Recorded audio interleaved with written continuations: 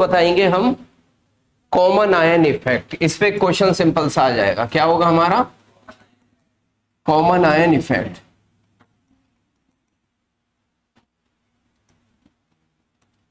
क्या होता है बच्चों कॉमन आयन इफेक्ट? बहुत क्वेश्चन इस पे आता है, सॉल्युबिलिटी से रिलेटेड भी आता है और ऐसे भी क्वेश्चन आएगा। कॉमन आयन इफेक्ट का मतलब क्या है? कॉमन का मतलब क्या है? बिल्कुल सिंपल लैंग्वेज में समझो। अगर मेरे पास कोई इलेक्ट्रोलाइट है NH4Cl, आयोनाइज होगा, क्या बना देगा? NH4 ion plus Cl negative ion बना देगा। मैंने इस इलेक्ट्रोलाइट को डाल दिया किसी ऐसे वीक इलेक्ट्रोलाइट में जिनमें से कोई ना कोई एक आयन कॉमन हो। जैसे हमने किस में डाल दिया? NH4OH। और शर्त यह है कि वो कैसा होगा? हमारा वीक इलेक्ट्रोलाइट है, वीक इलेक्ट्रोलाइट। तो आयन तो ये भी बनाएगा बच्चों, NH4 पॉजिटिव प्लस OH। ये समझ रहे हो ना? कभी मैं एरो ये लगाता हूं, ये लगाता हूं। वीक का मतलब दोनों तरफ, स्ट्रॉन्ग का मतलब एक साइड। अब ये आयन कैसा आयन है? Common ion. तो कॉमन आयन इफेक्ट क्या कहता है? आपको पता है, इसके लिए मैं law of mass action apply कर सकता हूं। क्या होता है? K is equal to ammonium ion concentration into hydroxyl ion divided by NH4OH। आपको पता है, जैसे ही हम इसका law of mass action apply करेंगे, अमोनियम आयन कंसेंट्रेशन क्या हो गई? बढ़ गई। तो इसका मतलब K की वैल्यू क्या हो जाएगी? बढ़ जाएगी। बढ़नी चाहिए ना, लेकिन आपको पता है K क्या है? एक कांस्टेंट है, और कांस्टेंट सिर्फ किस पे डिपेंड करता है? या तो टेम्परेचर पे या स्टोइकियोमेट्री ऑफ द रिएक्शन पे डिपेंड करता है। तो यहाँ K की वैल्यू चेंज नहीं होगी, जबकि ये वैल्यू बढ़ती जा रही है। तो ये फोर्स कर रही है कि चिराग K की वैल्यू चेंज हो। बात समझ गए? नहीं, चिराग कैसे परेशान हो बताओ? गुड। तो क्या होगा बच्चों? इसकी वैल्यू जब बढ़ रही है, इसकी वैल्यू को कांस्टेंट करने के लिए ये वैल्यू को बढ़ाना पड़ेगा। नहीं भाई, न्यूमरेटर बढ़ा, डिनोमिनेटर बढ़ा दो, वैल्यू सेम रह जाएगी? नहीं। तो इसका मतलब ये रिएक्शन अब किस तरफ चलने लगेगी? बैकवर्ड चलने लगेगी। इसका मतलब किसी वीक इलेक्ट्रोलाइट का आयोनाइजेशन किसी स्ट्रॉन्ग इलेक्ट्रोलाइट की प्रेजेंस में क्या हो जाता है? कम हो जाता है। इस इफेक्ट को क्या कहते हैं? Having common ion. इसको क्या कहते हैं हम? Common ion. बात समझ में आई? नहीं तो आप लिख सकते हो इसको।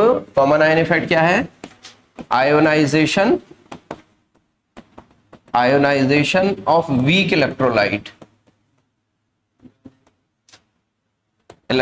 decreases. Ionization of weak electrolyte decreases in presence of strong electrolyte having common ion.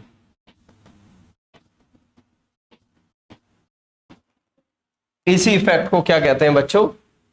Common ion effect कहते हैं। बात जमेगी? नहीं, नोट कर लो। मैक्सिमम सॉल्युबिलिटी इन, ऐसा पूछ ले क्वेश्चन। क्या पूछेगा? AgCl has maximum solubility. Let's say option देता है वो आपको 0.1 मोलर कैल्शियम क्लोराइड, दूसरा ऑप्शन देता है 0.1 मोलर सिल्वर नाइट्रेट, ठीक है। तीसरा ऑप्शन देता है आपको 0.2 मोलर NaCl, ठीक है। या आप इसको ऐसे कर लो 0.1 मोलर NaCl, और आपसे पूछे D वाटर। ऐसा क्वेश्चन आपसे दे देगा और आपसे कहेगा कि बताइए सॉल्युबिलिटी किसमें कम होगी। अगर मैं इसमें S1 मानूं, इसमें S2, इसमें S3 और इसमें S4, आपको ऑर्डर भी बताना है किसमें सॉल्युबिलिटी का ऑर्डर ज्यादा होगा। जिसमें जितना ज्यादा कॉमन आयन सॉल्युबिलिटी उसमें उतनी ज्यादा कम हो जाएगी। अब आप देखिए AgCl के लिए या तो कॉमन आयन Ag होगा, या तो यहां क्या आ रहा है Cl, यहां क्या आ रहा है, यहां क्या आ रहा है, और यहां कुछ नहीं। जहां कुछ नहीं वहां सॉल्युबिलिटी सबसे ज्यादा, नो डाउट सबसे ज्यादा किस में होगी? S4 में। फिर उसके बाद देखिए यहां 0.1 है लेकिन क्लोरीन कितने हैं, तो क्लोराइड आयन कंसंट्रेशन कितनी हो गई 0.1 इंटू 2, तो कितनी हो गई 0.2।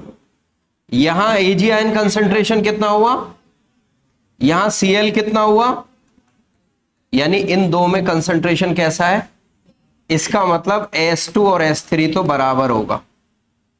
बात समझे नहीं, S2 और S3, और S1 सबसे कम होगा। मेरी बात समझ में आई नहीं, जिसमें कॉमन आयन की कंसंट्रेशन मैक्सिमम उसमें सॉल्युबिलिटी मिनिमम, इसलिए S1 सबसे कम और सबसे ज्यादा कौन, S4। इस टाइप का क्वेश्चन आपको बनेगा, नोट कर डालो फटाफट, ठीक है। सॉल्युबिलिटी पे एक अच्छा क्वेश्चन आपको आ जाएगा।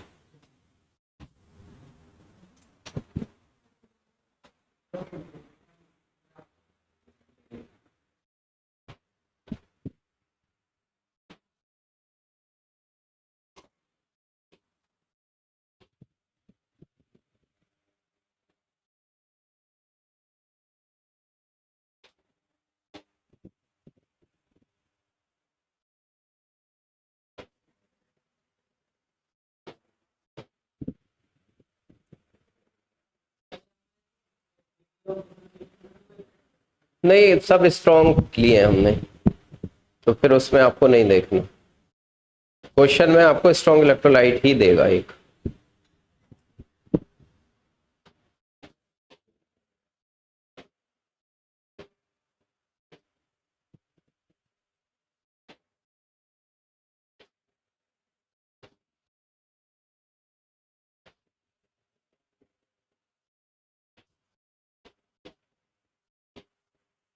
अजम या नहीं, एक केस इसमें बस आपका आएगा कि अगर इसमें ई ऑप्शन में ammonia, ABCD E option ammonia लगा दूं, अमोनिया आपसे कह दे कि अमोनिया के अंदर, तो अब ई सबसे आगे होगा। ई का मतलब क्या ले लें इसको, S5, तो S5 क्या होगा अब हमारा, सबसे ज्यादा होगा S5। क्यों सबसे ज्यादा होगा S5, रीजन उसका ये है कि सिल्वर जो है ना वो अमोनिया एक लाइगैंड है, अच्छा लोन पे लुईस बेस है ना, तो इसके साथ कॉम्प्लेक्स बना लेगा, कॉम्प्लेक्स बना लेगा तो सॉल्युबिलिटी ऑब्वियस है क्या हो जाएगी, बढ़ जाएगी। ऐसा केस आ जाए अगर अमोनिया का, तो उसमें वाटर से भी ज्यादा सॉल्युबिलिटी हो, ठीक है। कॉम्प्लेक्स फॉर्मेशन किस वजह से, ड्यू टू कॉम्प्लेक्स फॉर्मेशन,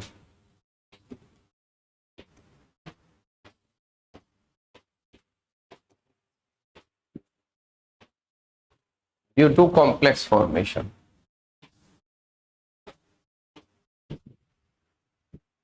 बात जमती है, कॉमन आयन इफेक्ट की सभा हमारी क्या हो जाएगी, यहां समाप्त हो जाएगी।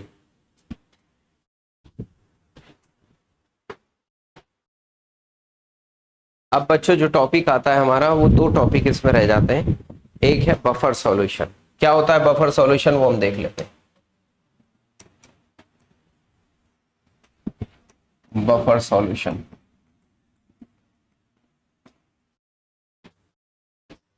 बफर क्या है बच्चों, सिंपल सी बात, बफर सॉल्यूशन वो सॉल्यूशन है जिसको डाइल्यूट करें उसको हम, या थोड़ा सा एसिड डालें या बेस डालें, तो उसमें रिमार्केबल पीएच में चेंज ना आए। On dilution or adding a small amount of acid or base, the pH of the solution does not change, those solutions are called as buffer solution. तो पहले तो ये लिख लो कि ऑन डाइल्यूशन, या तो डाइल्यूट करें, on dilution or adding a small amount of acid or base, no change is pH।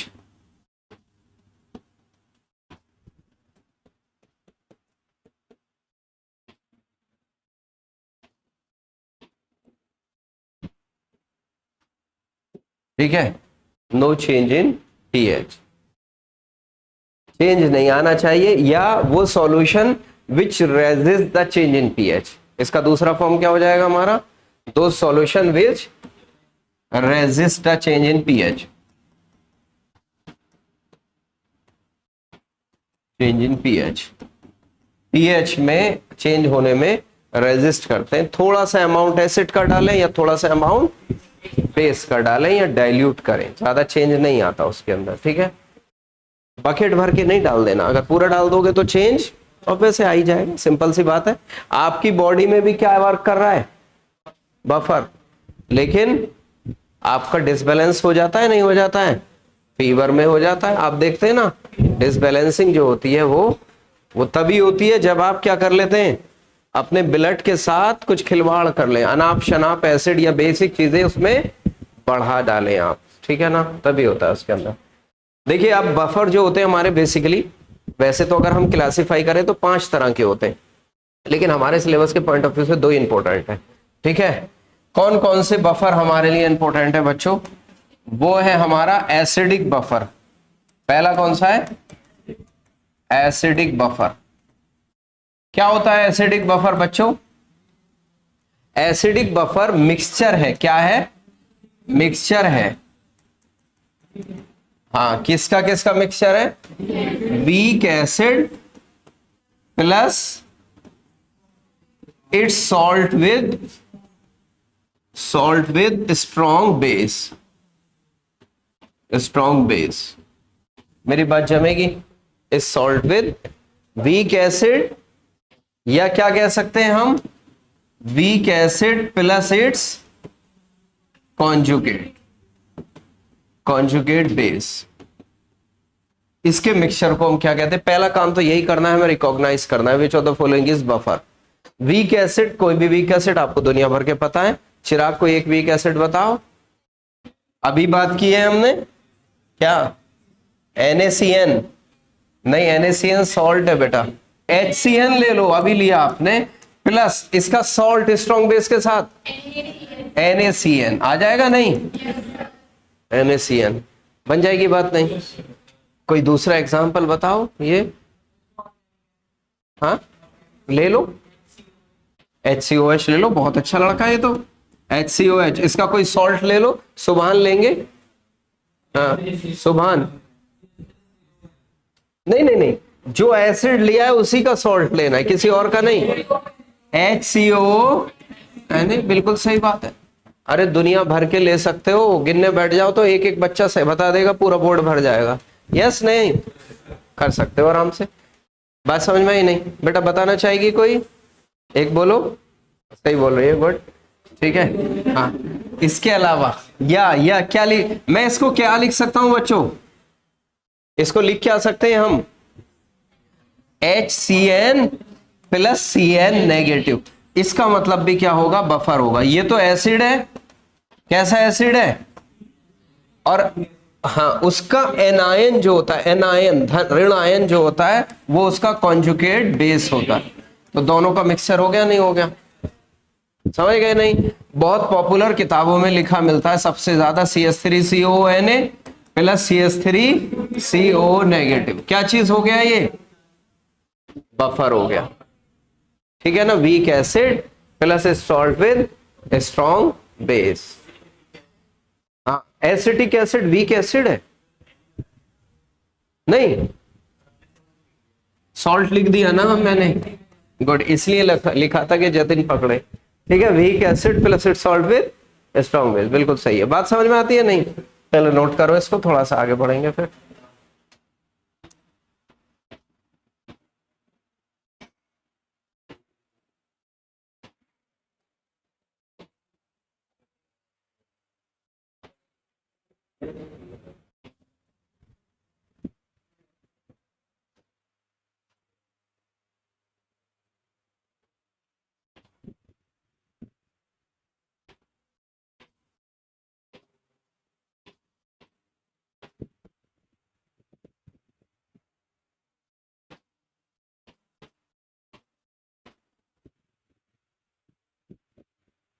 सुभान और मुझे लग रहा है उसकी लड़ाई हुई आज, चिराग की।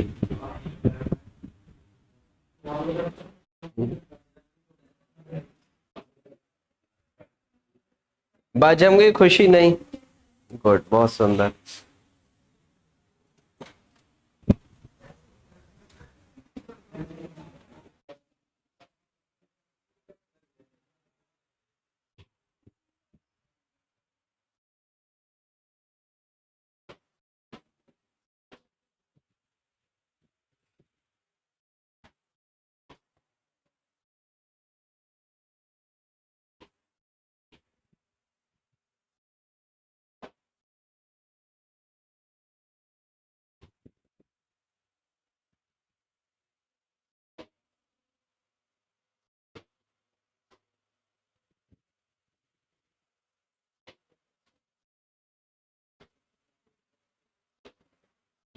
देखो बच्चों, जब ये बफर एसिडिक है तो इसका पीएच कैसा होना चाहिए?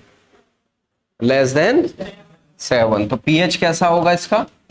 अच्छा, सुन के अजीब सा नहीं लगता कि बेस तो स्ट्रॉन्ग लिया है हमने, लेकिन फिर भी पीएच कैसा आ रहा है? लेस देन 7 आ रहा है। क्यों आ रहा है ऐसा, उसको एक मिनट देख लेते हैं हम।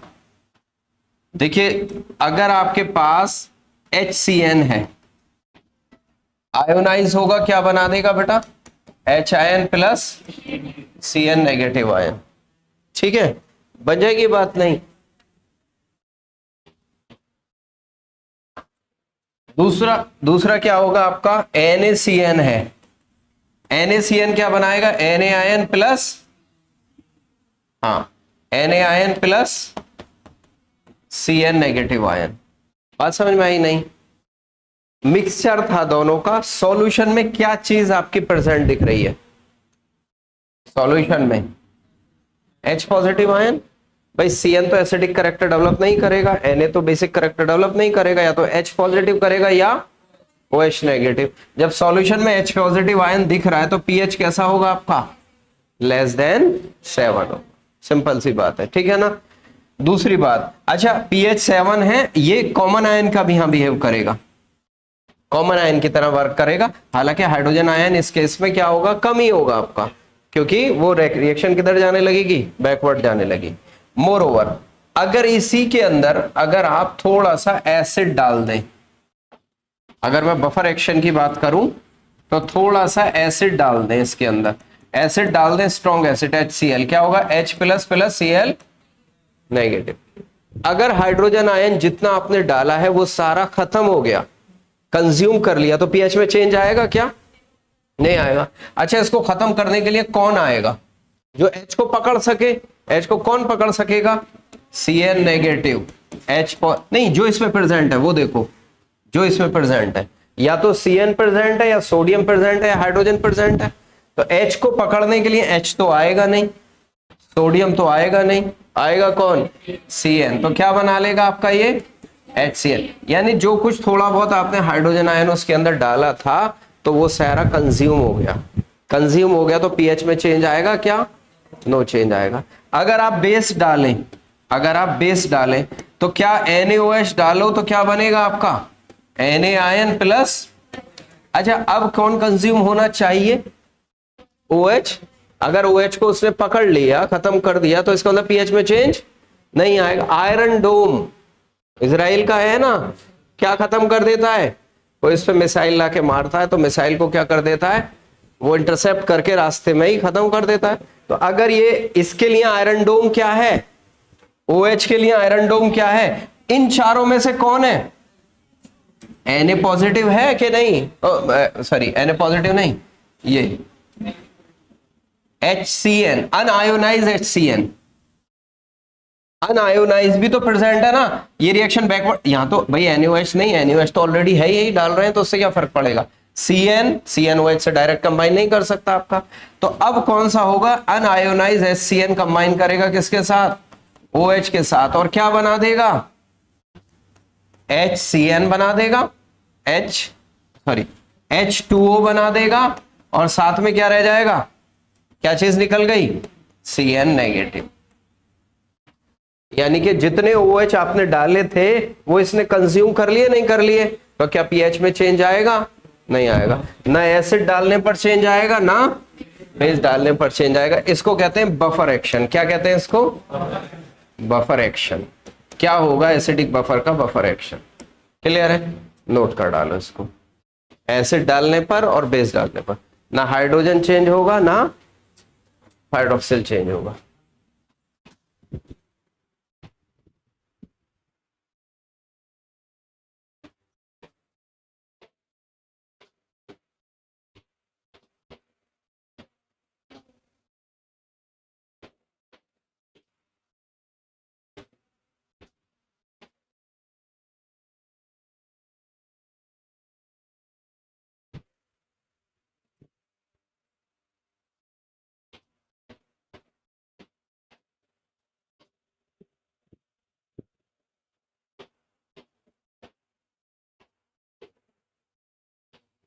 आपको वो मिल गए मार्क्स, सब लोगों को पता चल गए मार्क्स?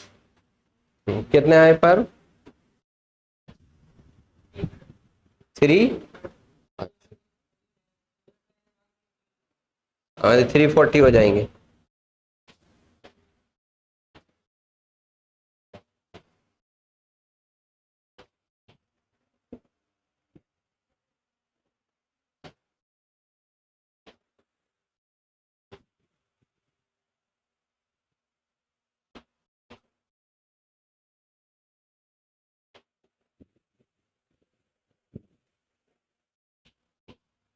वो कहाँ गया एलकेफ?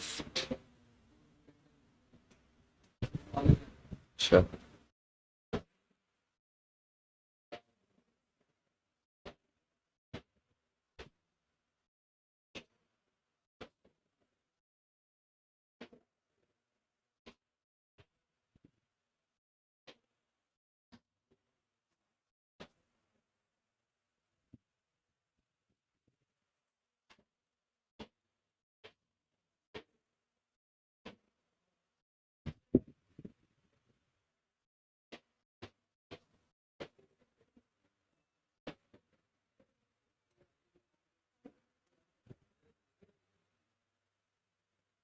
बढ़ जाए आगे।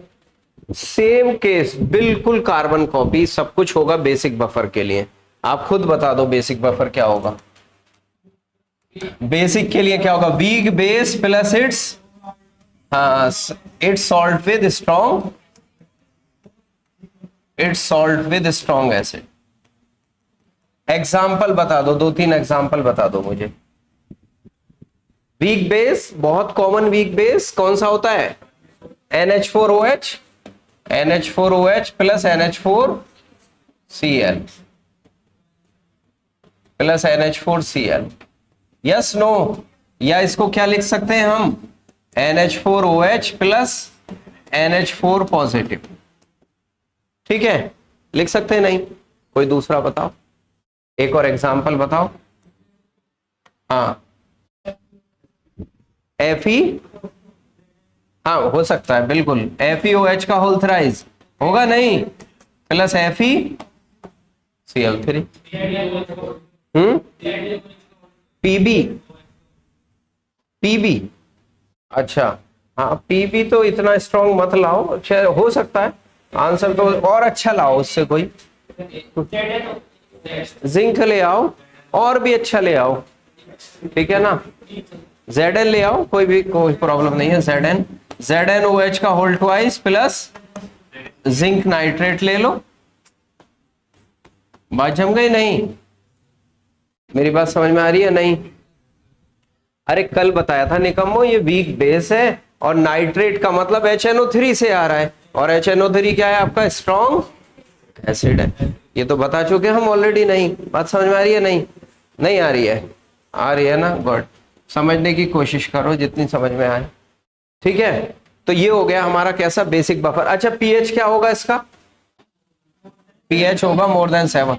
कहानी क्या बनेगी पीएच को शो करने के लिए? कहानी क्या बनेगी आपकी पीएच को शो करने के लिए? क्या होगा आपका? देखो, वीक बेस है अमोनियम हाइड्रोक्साइड NH4OH, क्या बनाएगा?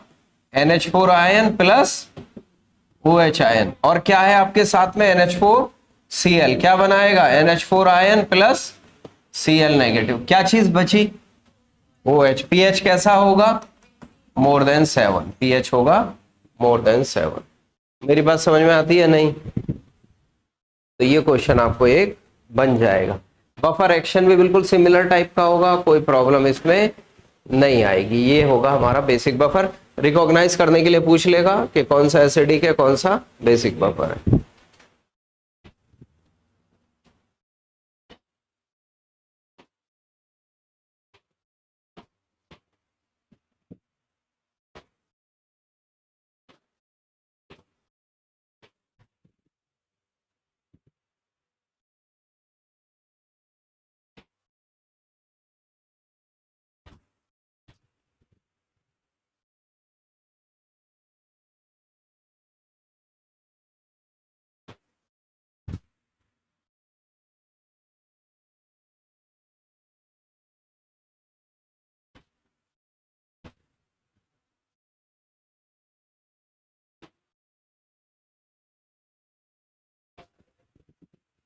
बन जाए।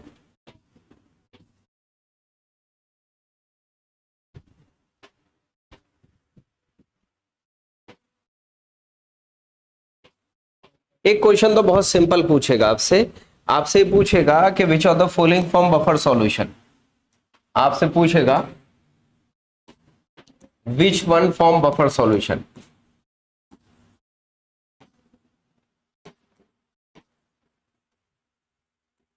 बफर सॉल्यूशन आपको चार ऑप्शन दिए होंगे ऐसे, ठीक है। जैसे आपको दे दिया HCN, 1 मोल, 1 मोल HCN प्लस 1 मोल NaOH, ठीक है। बी दे दिया आपका 1 मोल HCl प्लस 2 मोल्स NaOH। ये आपको दे दिया 1 मोल NH4OH प्लस 2 मोल्स HCl। ये आपको दे दिया 2 मोल्स NH4OH प्लस 1 मोल HCl। आपसे पूछेगा कौन सा इसमें से बफर बनाएगा, एक क्वेश्चन इस पे आएगा बड़ा सुंदर आपका, ठीक है। कैसे करेंगे इसको, करने का तरीका क्या है, आपको एक एसिड दिया है मैंने, एक बेस दिया है मैंने, सॉल्ट किसी केस में नहीं दिया है आपको, पहले तो आपको सबसे पहले यही देखना है। तो इनमें डायरेक्ट तो आप नहीं बता सकते कि ये बफर है या ये बफर है, नहीं बता सकते। तो अब आपको करना क्या होगा, HCl की HCN की NaOH से रिएक्शन कराओ, क्या बनेगा बच्चों, NaCN बनेगा प्लस H2O बनेगा, यस नो। देखिए बफर के लिए आपको क्या चाहिए बच्चों, आपको वीक एसिड चाहिए और उसका सॉल्ट चाहिए। अगर ये दोनों सॉल्यूशन में रह गए तो बफर बन गया, अगर नहीं रहे तो बफर नहीं। अब आपने इसका 1 मोल दिया, इसका 1 मोल दिया, भाई अकॉर्डिंग टू रिएक्शन भी इसका 1 मोल कितने मोल से रिएक्ट कर रहा है, तो इसका मतलब इसका तो 1 मोल बन गया ना, लेकिन ये तो खत्म हो गई सभा इनकी, वीक एसिड तो बचा ही नहीं ना आपके पास, जब बचा नहीं तो बफर नहीं। अच्छा ये बफर नहीं बना तो बना क्या, ये बफर नहीं बना तो ये सॉल्ट बना, और सॉल्ट भी किसका बना, वीक बेस प्लस, नहीं weak acid plus, weak acid plus strong base. आपसे क्वेश्चन पूछेगा इस टाइप, बफर नहीं बनाए तो क्या बनाए, सॉल्ट बना। मेरी बात समझ में आती है नहीं। अच्छा सेम केस इसमें अप्लाई हम करें, यहां दोनों तरफ क्या है, तो ये तो बफर की बात खत्म ही हो गई, यहां पे सॉल्ट बनेगा लेकिन बफर की बात तो खत्म। यहां 1 मोल NH4OH है, 2 मोल HCl है, तो अब आप देखो NH4OH प्लस HCl क्या बनाएगा आपका, NH4Cl प्लस H2। अरे यस नो, मेरी बात जम रही है ना, यस बोल दिया करो तेजी से, ठीक है। ये ठीक है, आप ये बताओ ये कितना मोल दे दिया हमने 1, ये कितना दे दिया 2, इसका 1 1 से रिएक्ट कर रहा है नहीं, तो 1 - 1 2 - 1 और ये 1, ये तो खत्म। सॉल्यूशन में बचा क्या, strong acid plus it's salt with weak base. क्या ये बफर होता है, नहीं होता, वीक बेस चाहिए या वीक एसिड चाहिए, तो ये बफर, ना तो ये बफर बनेगा, ना ये बफर बनेगा, ना ये बफर बनेगा। चौथा देख लेते हैं, इज इट पॉसिबल। देखिए NH4OH के 2 मोल दे दिए, सुनो ध्यान से, HCl का 1 दे दिया, ये मिलके बनाएंगे NH4Cl plus H2O, yes no. दो में से एक चला गया, ये एक में से एक चला गया, इसका तो एक बन गया ना, ये तो खत्म। बचा क्या रह गया, weak base plus it's salt with strong acid, solution में बचे रह गए। इसका मतलब ये बफर का काम करेगा, कैसा काम करेगा, बफर का। बहुत मोहब्बत है इस लड़के से मुझे, इससे कुछ सीख रहा हूं मैं कि बैठे बैठे सोया कैसे जाता है, ठीक है ना। हाँ गुड, कर डालू।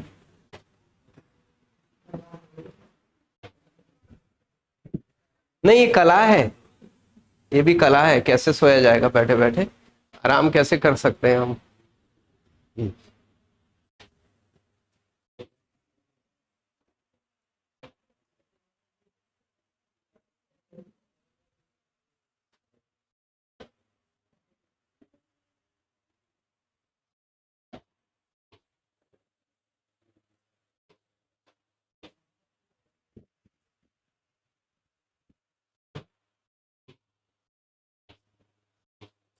अगर किसी को समझ में नहीं आया है, नहीं आता है, पूछ लिया करो। हेजिटेट हो गए तो अपने आप प्रॉब्लम में जाओगे।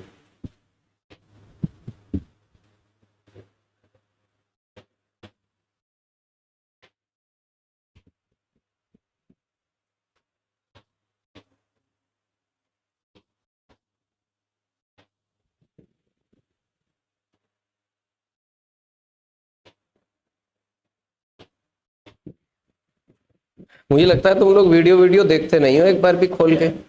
पढ़ाई लिखाई की वीडियो डाल दे तो चलती नहीं, और कुछ और डाल दे तो चल जाती है। ठीक है।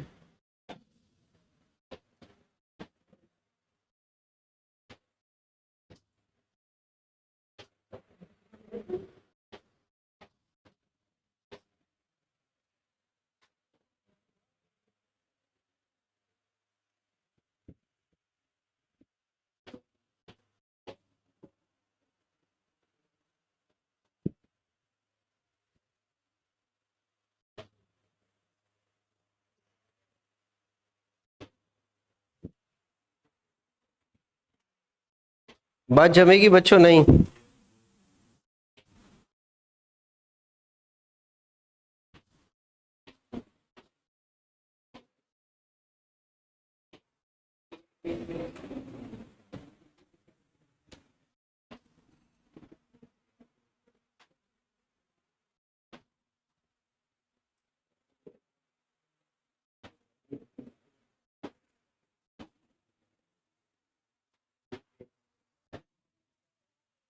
अच्छा मुझे बताओ बच्चों, अगर मैं आपसे कहूं कि मैंने NaOH ले लिया या KOH ले लिया और H3PO3 ले लिया, इक्विमोलर ले लिया KOH और H3PO3, आपसे पूछेगा कि बताइए कितने बफर हमको मिलेंगे।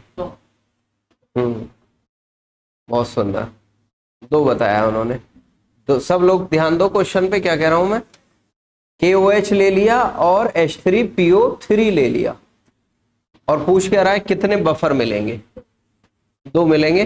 बाकी लोग बताओ, दो लोग ने आंसर दिया, दो दो। बाकी लोग बताओ क्या होगा। मेरी बात समझे कि नहीं? अगर हो गया ना, सबने कर लिया। अगर हमने क्या ले लिया, KOH ले लिया और H3PO3 ले लिया, तो कितने बफर मिलेंगे। क्वेश्चन ये है कितने बफर। देखो बच्चों, ऑब्वियस सी बात है, ये एसिड कैसा है, डाई बेसिक है, तो पहला बफर क्या बनेगा। बफर के मिक्सचर पे भी क्वेश्चन पूछ सकता है। एक हाइड्रोजन इसको दे दो, क्या बन जाएगा, इसका सॉल्ट क्या बन जाएगा, H3PO3 वीक एसिड। तो ये है, ये तो वीक एसिड है ना, प्लस इसका सॉल्ट। एक हाइड्रोजन को K से रिप्लेस करा दो, KH2PO3 बन गया। नहीं नहीं बात समझ में आई? अरे पगलो, H3PO3 प्लस KOH ऐसे लिख लूं तो क्या गलत बात है। K ने किसको रिप्लेस कर दिया, एक हाइड्रोजन को। एक हाइड्रोजन इसके साथ चला गया, H2O निकल गया और बाकी का जो बचा वो ये बचा। ये कैसा सॉल्ट है, ये नॉर्मल सॉल्ट है, एसिडिक सॉल्ट है या बेसिक सॉल्ट है।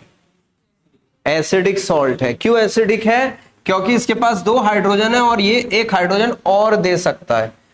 अब ये वर्क करेगा एसिड की तरह। कैसा वर्क करेगा, नेक्स्ट टाइम पे। यहां तो सॉल्ट है, यहां तो सॉल्ट है, लेकिन अब इधर लिखोगे इसे KH2PO3।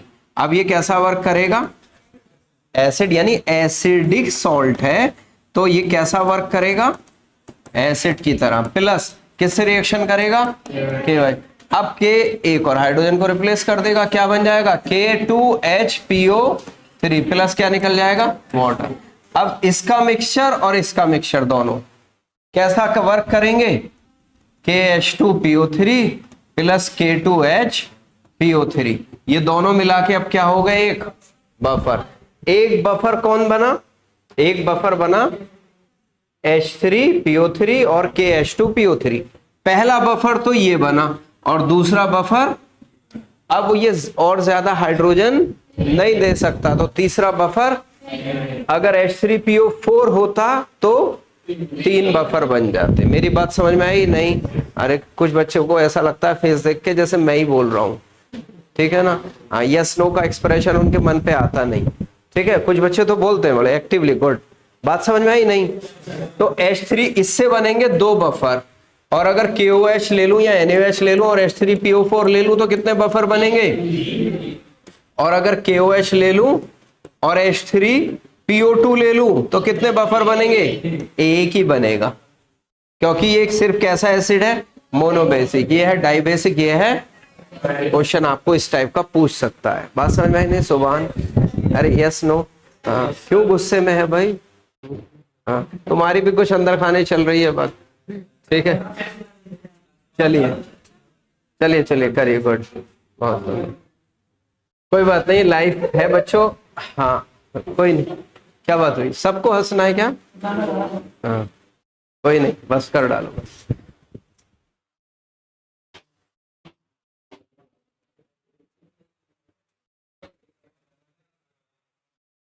बहुत अच्छा। देखो, जो बच्चे पढ़ रहे हैं उनका दिख रहा है, फेस पे भी दिख रहा है और आंसर्स में भी दिख रहा है।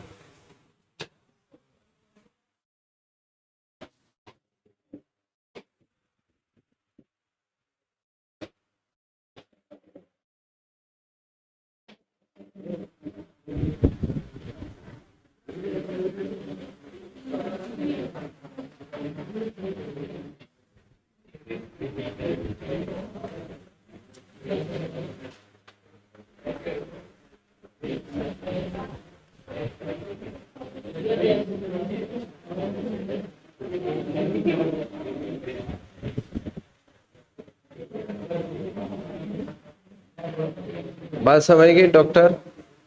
ये इकरा एंड खुशी।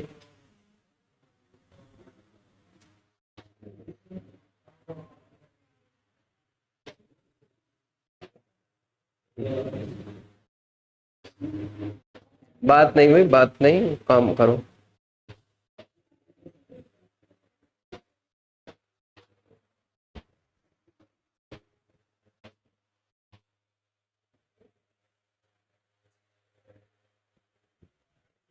हो गया रेट? Good good. हाँ, मैंने बफर पे 2-3 क्वेश्चन आपको इस टाइप के बता दिए आपको। अब आता है क्वेश्चन आपका पीएच ऑफ बफर, ठीक है ना, जिस पे आएगा। नहीं बनी बात?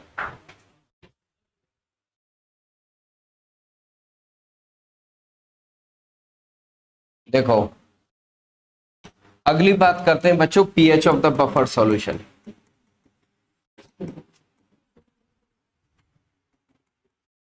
देखिए, इसके लिए ना इक्वेशन होती है, उसको कहते हैं हेंडरसन इक्वेशन। क्या कहते हैं? Henderson equation. क्या होती है हमें पूरा ड्राइव करने की वैसे जरूरत नहीं है, लेकिन थोड़ा सा मैं आपको आइडिया दे देता हूं।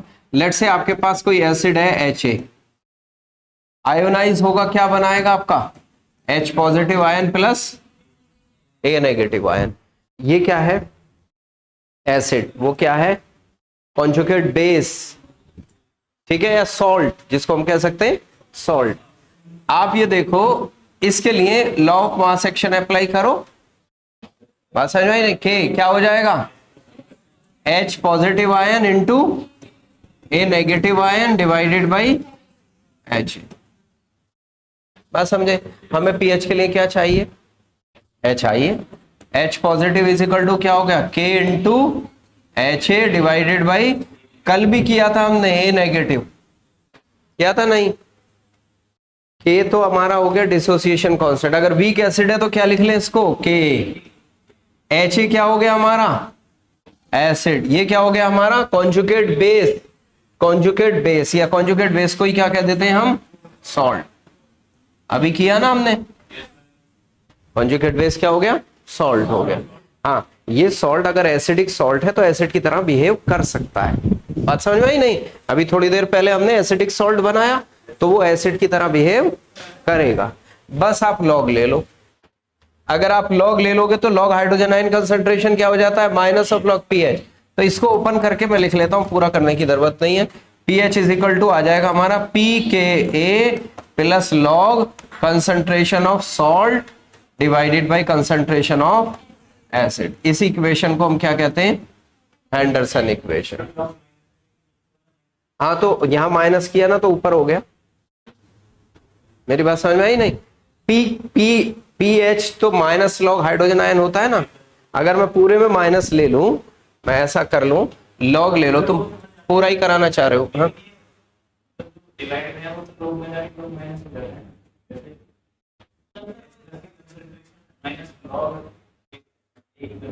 मैं बता देता हूं निकम में। लॉग हाइड्रोजन आयन ले लिया ना, इज इक्वल टू लॉग के। ये मल्टीप्लीकेशन में है ना ये पूरा, plus log H A divided by A negative. लिख सकता हूं नहीं लिख सकता, ये बताओ मुझे। लिख सकते हैं? अरे पगलो, इसको आप सॉल्व करोगे तो दिस माइनस दिस तो हो ही जाएगा। ये सॉल्व करने पे डेटा पुट करोगे तो माइनस तो होगा। अगर पीओएच लिखूं तो क्या आएगा आपका?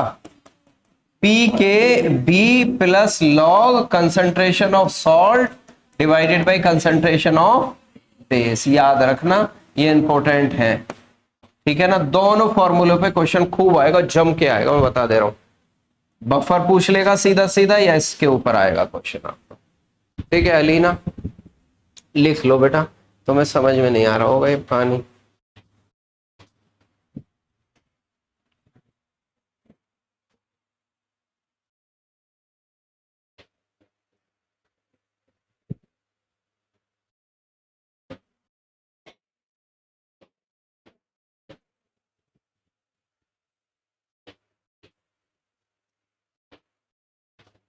बायोलॉजी में सर्कुलेशन चैप्टर स्टार्ट हो गया? अच्छा नहीं हुआ, कल होगा, तो इसका मतलब खत्म नहीं हो पाएगा। हम एक काम करते हैं बच्चों, उसमें हम सर्कुलेशन को स्किप कर देते हैं फॉर टेस्ट। सर्कुलेशन को स्किप करके एक हम प्रीवियस चैप्टर उसमें ले लेंगे। हाँ बात समझ में आई नहीं? क्योंकि सर्कुलेशन के चक्कर में हम उसको एक्सटेंड करें टेस्ट को तो फिर पूरा शेड्यूल, ठीक है, बिगड़ जाता है उससे। और संडे हम एक्स्ट्रा क्लास रखते हैं, बच्चे बहुत कम आते हैं, ऐसा क्यों? आना चाहिए बेटा, क्लास तो करनी चाहिए नहीं, संडे में कम लोग आते हैं। तो सर्कुलेशन के अलावा हमारे अब तक कितने चैप्टर हो चुके हैं, जरा नाम बताओ। पहला लिविंग वर्ड, दूसरा क्लासिफिकेशन, फिर plant kingdom, animal kingdom, morphology, anatomy.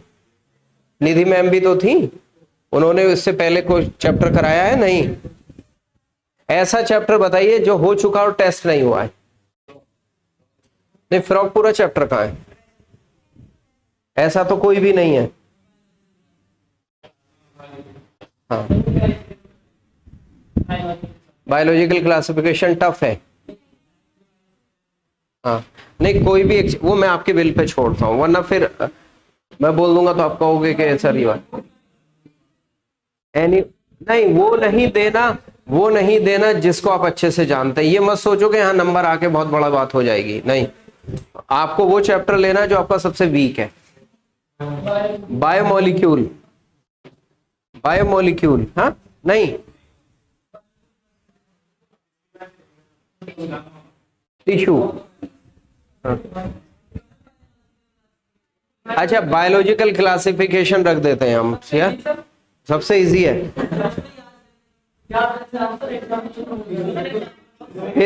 फिर मैं डिसाइड करके बता दूंगा, आप लोग डिसाइड नहीं कर पा रहे हो तो मैं बता दूं, है ना। फिर भी बता दो कि जितने लोग ज्यादा डेमोक्रेसी के अंदर हम वो वोट को प्रेफरेंस देंगे।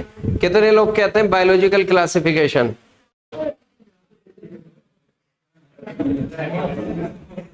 हाँ मॉर्फोलॉजी ऑफ फ्लावरिंग प्लांट। देखिए हम रखेंगे सुबान। नहीं नहीं नहीं, हाँ सुबान टेंशन में है आज सुबह सुबह, उसके साथ जो हुआ वो मुझे पता है, ठीक है ना। हाँ ठीक है ना, आके मुझे सबकी दिल की बातें सबकी पता है, सुबान का भी पता है मुझे और उसका भी पता है, चिराग का भी। आना मैं बताऊंगा क्या बात, ठीक है। देखिए एक चैप्टर रखेंगे हम जूलॉजी का, जो कि हाँ जूलॉजी का तो यही है आपका ब्रीथिंग और एक्सचेंज। एक चैप्टर रखेंगे हम बॉटनी का, और बॉटनी के अंदर जो चैप्टर आता है वो कौन सा आता है? हाँ, plant kingdom no doubt tough है, मैं जानता हूं, उसके अंदर याद करना मुश्किल है। साइकस, टेरिडोफाइट, ब्रायोफाइट, ये सब होता है ना। हाँ, वही सही है ना, प्लांट किंगडम प्लस ब्रीथिंग है। ठीक है, प्लांट किंगडम डन है। टेस्ट हम सैटरडे ही लेंगे मोस्ट प्रोबेबली, ये हमें पूरी कोशिश हमारी ये है, सैटरडे ले टेस्ट। चलिए आगे बढ़ जाएं क्या। चलिए अब आपके पास क्या होगा बच्चों, इसके अंदर एक छोटा सा क्वेश्चन और आ जाता है फान हमारा, उसको कह देते हैं बफर कैपेसिटी। हालांकि क्वेश्चन बहुत कम आता है उसके ऊपर, बस फॉर्मूला हम उसको लिख लें, बफर कैपेसिटी। बफर कैपेसिटी क्या होता है? बफर कैपेसिटी, बफर कैपेसिटी का मतलब होता है जितने आपने किसी बफर के अंदर number of moles of acid or base डाले divided by change in pH, कितना हद तक वो रेजिस्ट कर सकता है पीएच को चेंज होने में। तो बफर कैपेसिटी क्या होता है? Number of moles of acid or base added, acid or base added पर लीटर ऑफ सॉल्यूशन, पर litre of solution divided by change in pH. क्या होगा बच्चों? Change in pH. इस पे एक क्वेश्चन आपका बन सकता है, यानी कितनी उसकी ताकत है कि वो आपके पीएच चेंज को रेजिस्ट कर सके। इसको क्या कहते हैं हम? Buffer capacity. कर डालो, बात जम गई है नहीं बिला ये परदीन।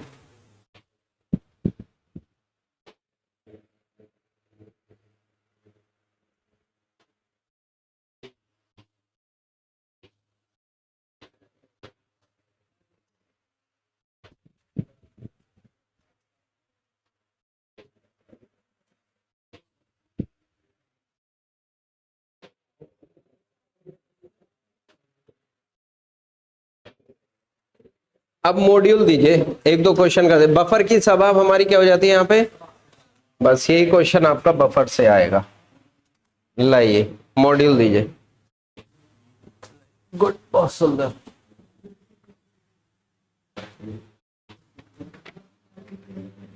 देखिए कुछ क्वेश्चन मैं आपको दे रहा हूं बच्चों,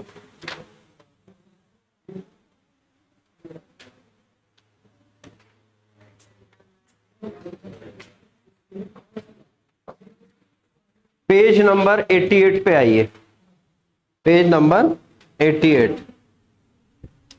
ठीक है, क्वेश्चन 123 मार्क करो। 123 से लेके 128, 123 से 128 और फिर 131, ठीक है, और 134, 134। दो क्वेश्चन और करो, 5 7 क्वेश्चन है बच्चों, कर डालो फटाफट।